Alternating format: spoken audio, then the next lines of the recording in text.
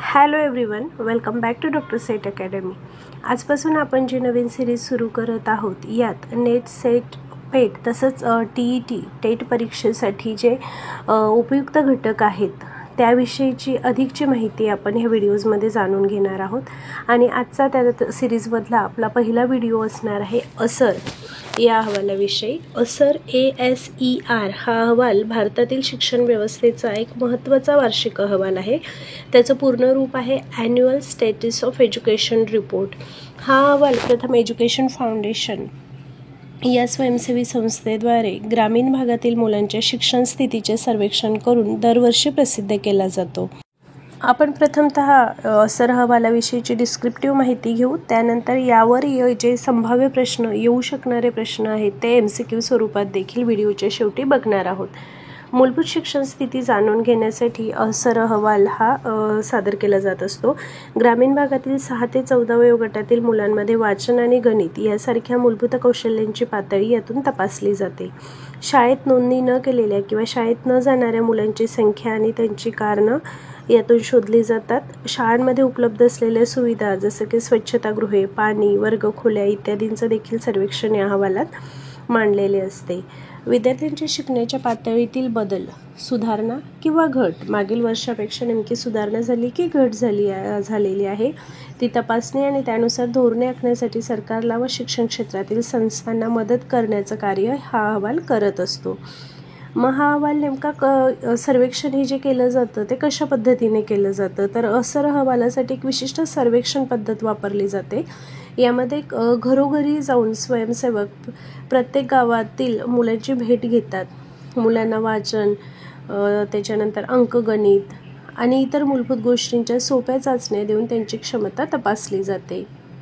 हे सर्वेक्षण देशातील अनेक राज्यांमधील ग्रामीण भागामध्ये मोठ्या प्रमाणावर केले जाते. त्यामुळे यातून मिळणारी आकडेवारी देशातील ग्रामीण शिक्षणाचे एक व्यापक चित्र दर्शवत असते. अहवालातील मुख्य निष्कर्ष, असर अहवालाचे निष्कर्ष अनेकदा चिंताजनक असतात आणि शिक्षण क्षेत्रातील आव्हाने अधोरेखित करतात. आपण बरेचदा पाहिलं असेल की बातम्यांमध्ये की असर अहवाल एकदा जाहीर झाला, सर्वेक्षणाचे निकाल त्यांनी जाहीर केला की त्यानंतर वृत्तपत्रामध्ये अनेक विश्लेषणात्मक लेख येत असतात, बातम्या येत असतात. शिकण्याच्या पातळीतील असमानता, शहरी आणि ग्रामीण भागातील विद्यार्थ्यांच्यामध्ये जी दरी आहे ती देखील यातून दिसून येते. मागील काही वर्षांचा विचार केला तर कोविड-19चा परिणाम देखील विद्यार्थ्यांच्या शिकण्याच्या प्रगतीवर नकारात्मक झाल्याचं या अहवालातून दिसून आले होते. असर अहवालातील निष्कर्ष शिक्षण क्षेत्रात धोरणात्मक बदल घडवून आणण्यासाठी आणि शिक्षण प्रणालीतील त्रुटी दूर करण्यासाठी महत्त्वाचे ठरतात. यावर आधारित काही प्रश्न आपण बघूया आता. असर अहवालाचे पूर्ण नाव, पूर्ण रूप काय आहे आणि पर्याय दिलेले आहेत. त्यातील पर्याय क्रमांक B, annual status of education report, हे याचं पूर्ण रूप असणार आहे. दुसरा प्रश्न बघू. असर अहवाल कोणत्या वयोगटातील मुलांच्या शिक्षण स्थितीवर लक्ष केंद्रित करतो? आपण आत्ताच पाहिलं, पर्याय क्रमांक B, 6 ते 14 वर्षे वयोगट. असर अहवालामध्ये मुलांच्या कोणत्या मूलभूत कौशल्यांचे मूल्यांकन केले जाते? आणि याचं अचूक उत्तर असणार आहे पर्याय क्रमांक C, वाचन आणि मूलभूत अंकगणित. खालीलपैकी कोणती संस्था असर अहवाल प्रकाशित करते? प्रथम एज्युकेशन फाउंडेशन, पर्याय क्रमांक C. असर अहवालाचे सर्वेक्षण प्रामुख्याने कोणत्या भागात केले जाते? तर प्रामुख्याने ग्रामीण भागात. असर अहवालातील सर्वेक्षण मुख्यतः भारतातील कोणत्या भागावर लक्ष केंद्रित करते? तर याचं उत्तर असणार आहे ग्रामीण भारत. आणि पूर्व, पश्चिम, दक्षिण असा कोणताही फरक केला जाते. संपूर्ण भारतात हे सर्वेक्षण होते, परंतु शहरी भागात न होता ग्रामीण भागावर असर अहवाल प्रथम फाउंडेशन जे आहे ते सर्वेक्षण करत असते. असर अहवालाच्या निष्कर्षानुसार खालीलपैकी कोणते विधान चुकीचे आहे? अनेक ग्रामीण मुलांना त्यांच्या स्तरावरील पाठ्यपुस्तके वाचता येत नाहीत. हो, हा निष्कर्ष आहे.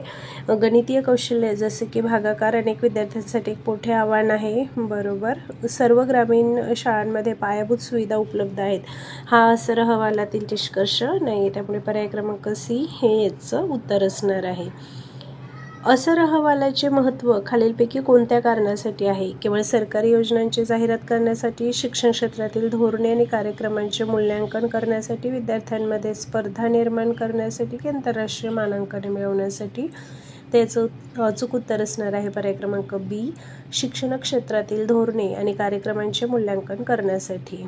असर अहवालाच्या आकडेवारीनुसार विद्यार्थ्यांच्या शिक्षण पातळीत घसरण होण्याचे एक प्रमुख कारण काय मानले जाते?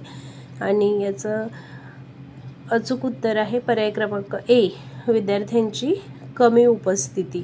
इतर पर्याय जरी कारण असू शकतात, परंतु असर अहवालातील आकडेवारी प्रामुख्याने विद्यार्थ्यांची कमी उपस्थिती आणि शिकण्याच्या वातावरणाचा अभाव यावर भर देते. विशेषतः कोविड-19 महामारीनंतर विद्यार्थ्यांच्या अनियमित उपस्थितीमुळे त्यांच्या मूलभूत कौशल्यांमध्ये घट झाल्याचे दिसून आलेले आहे.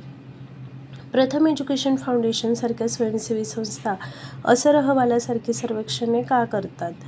तर याचं उत्तर आहे पर्याय क्रमांक सी, शिक्षण क्षेत्रातील त्रुटी आणि प्रगती दोन्ही दाखवण्यासाठी. केवळ त्यांना त्रुटी दाखवायच्या असतात असं नाही, तर त्रुटी आणि प्रगती ह्या दोन्ही दाखवायच्या असतात, परंतु ग्रामीण भागामध्ये बऱ्याचदा अपेक्षित स्थितीपर्यंत पोचलेले नसतात विद्यार्थी आणि त्याच्यामुळे आपल्याला हा अहवाल बऱ्याचदा नकारात्मक असाच वाटत असतो.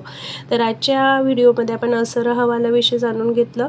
पुढच्या व्हिडिओमध्ये या सिरीजमधल्या एका महत्त्वाच्या टॉपिकमध्ये जो नेट, सेट, पेट आणि TET ह्या सर्व परीक्षांसाठी कॉमन आणि उपयुक्त असणार आहे, अशा एका नवीन टॉपिकविषयी जाणून घेऊया. तो व्हिडिओ आवडला असेल, उपयुक्त वाटला असेल तर नक्कीच लाईक करा. ज्यांना आवश्यकता आहे अशांपर्यंत शेअर करा आणि चॅनलवर नवीन असेल तर कृपया चॅनलला सबस्क्राईब करा. धन्यवाद.